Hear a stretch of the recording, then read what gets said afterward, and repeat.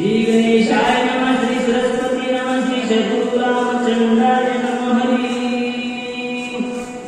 हनुमान अत्यंत विश्वासी, अनुसरो निमानासी, आला नंदी ग्रामासी, जेठे भरता श्रीनिवास। वक्रतुंड महाकाय सूर्यकोटि समप्रभ, निर्विघ्नं कुरु मे देवो सर्वकार्येषु सर्वदा। गौरीपुत्र गणरायाला कौशल्यापुत्र रघुनंदन अंजनी श्री हनुमंतरायाच्या चरणावरती, नाथ महाराजांच्या चरणावरती, तुम्हा जमलेल्या सर्व पंचवर्षूतून आलेल्या वाचक श्रोते मंडळींच्या मस्तके पायावरी या मालकरी संतांच्या भव्य दिव्य असणारा लक्ष्मण शक्तीचा कार्यक्रम प्रतिवर्षाप्रमाणे याही वर्षी दरवर्षी या महिन्यामध्ये येत असेल याच्यात नवल नाही।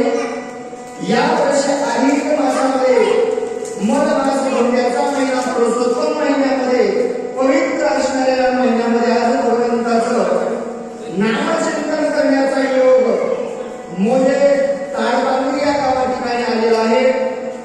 राम महाराजांनी सुंदर वर्णन केलं, चौथ्या अध्यायामध्ये सांगितलं बाबा याला अधिक मास का म्हणावं, कारण बाकीच्या महिन्यामध्ये देवाचं एकदा जर नाव घेतलं तर त्याचं थोडंच पुण्य होतं, पण या महिन्यामध्ये जर देवाचं नामचिंतन केलं तर महाराजांनी सांगितलं पुण्याची गणना त्या ठिकाणी होणारच नाही ना।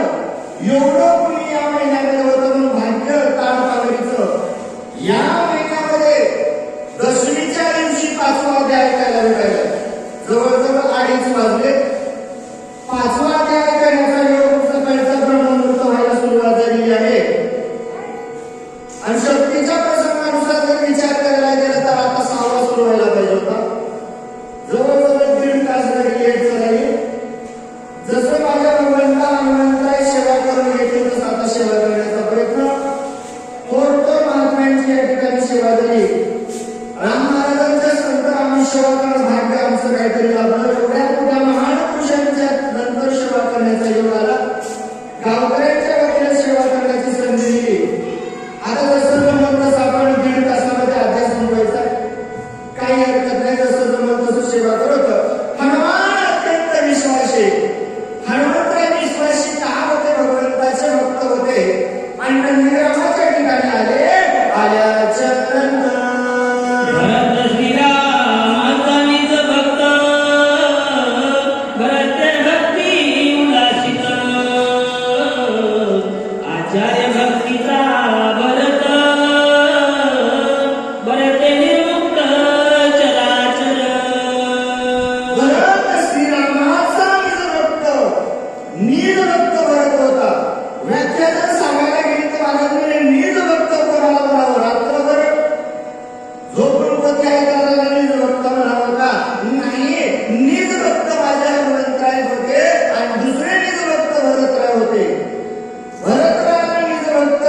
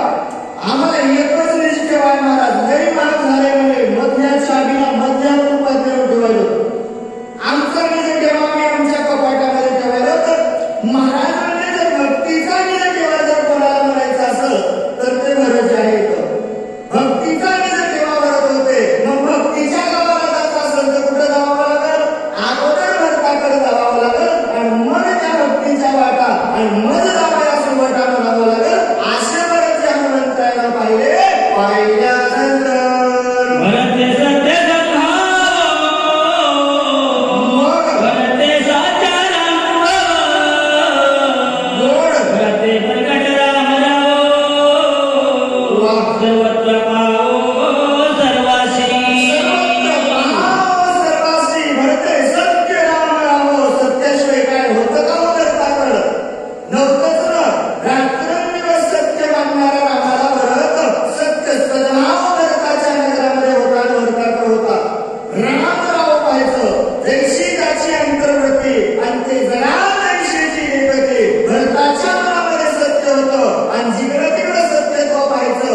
आनंदामध्ये राहणारा भरत हनुमंताला पाहिल्यानंतर भरते समर्पी भक्ती भक्ती वाढविता विरक्ती भरते पाहिली शांती भरते भोगिती स्वानंद सद्भाव भक्तीचा भरताच्या ठिकाणी होता.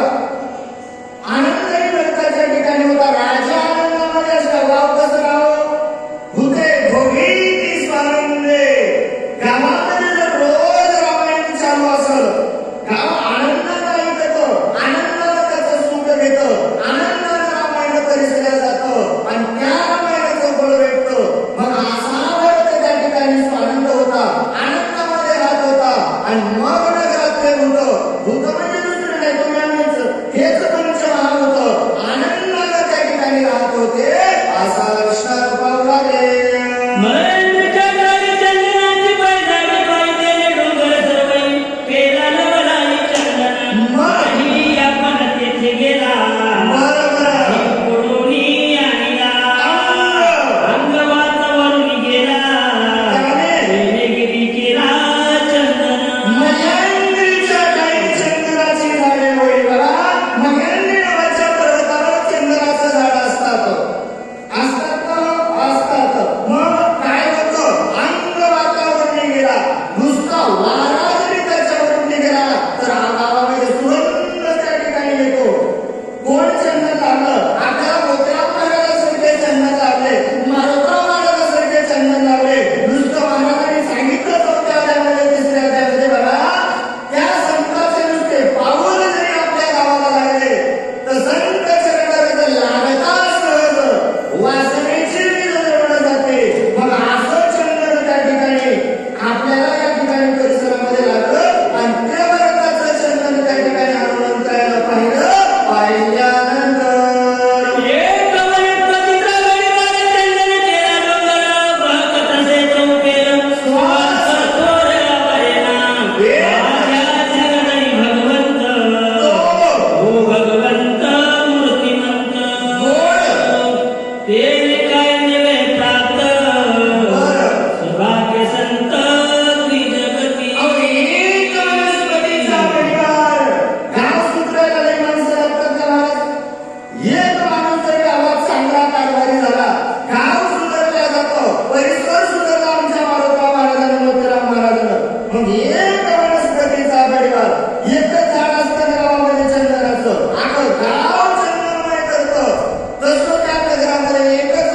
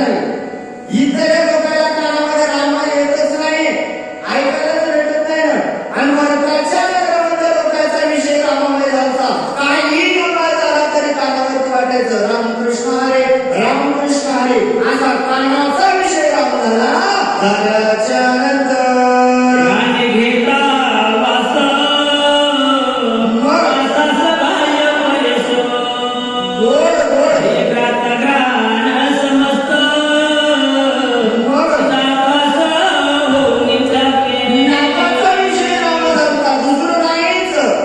वास जरी घेतला तर त्या ठिकाणी राममय असणारा सुवास यायचा आणि अंतर्वृत्ती राममय झाली झाल्याच्या नंतर कोणत्या घेवदाई परिषद तवतोरी ते रामप्रकाशी मग चार परिषद वर्षनाशी सहज समरसी श्रीराम त्वचेचा विषय राममय झाला. स्पर्श आम्हाला त्वचेचा स्पर्श चिरट चावलं म्हणजे घाम आला. या त्वचेचा विषय रामाचा झालाच नाही. आम्हाला गरम म्हणून सावली कळते ना.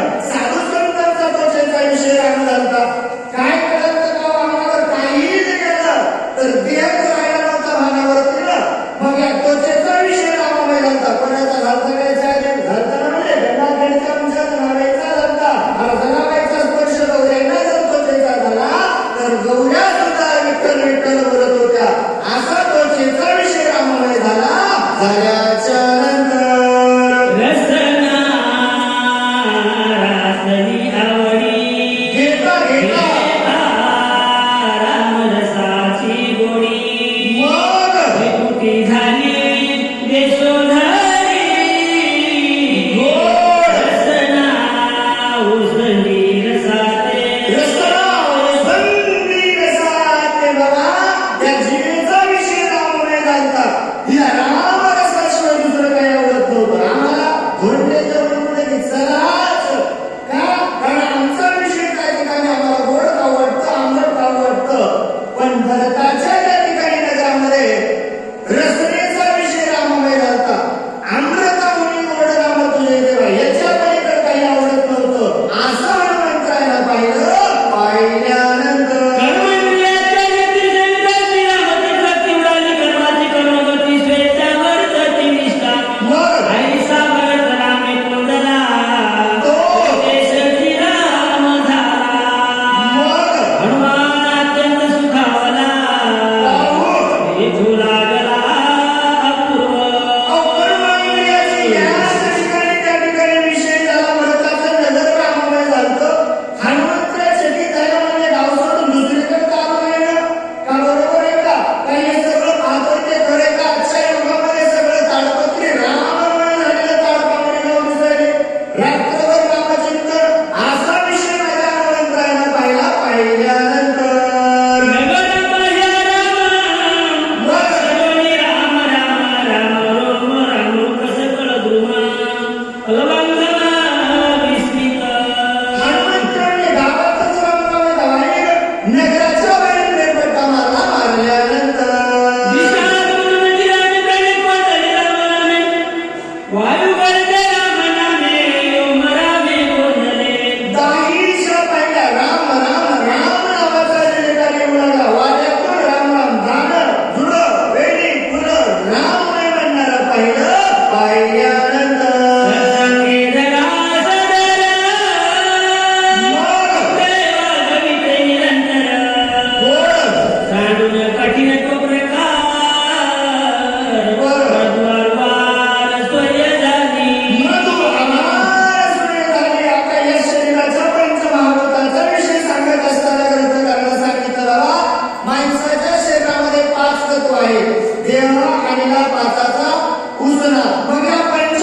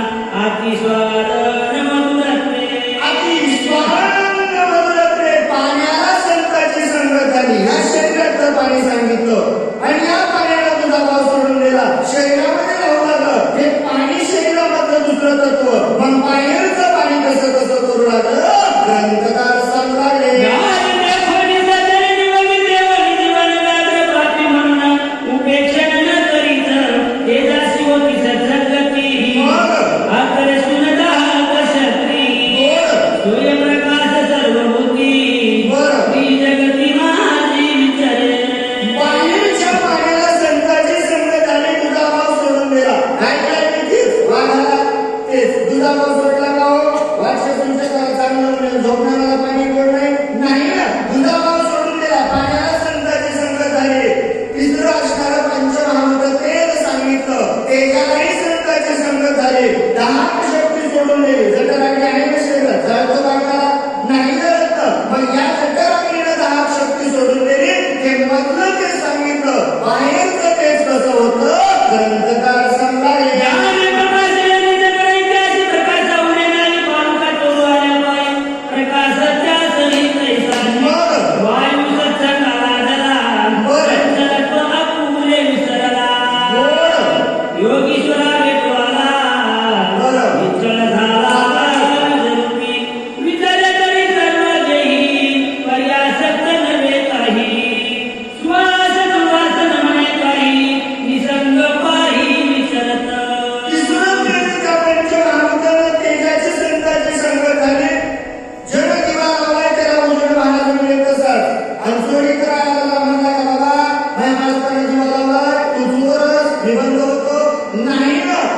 संतांची संगत लागली. पण संतांना दुधाभाव केला का?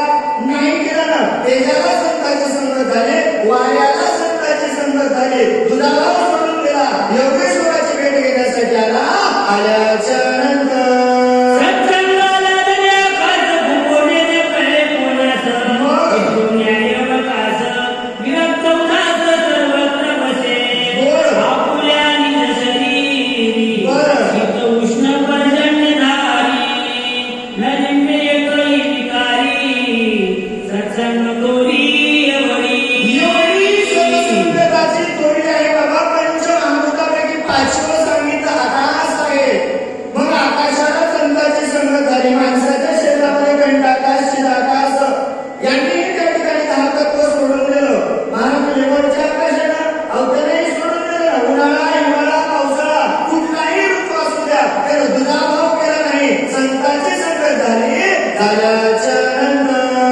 ऐसे नगर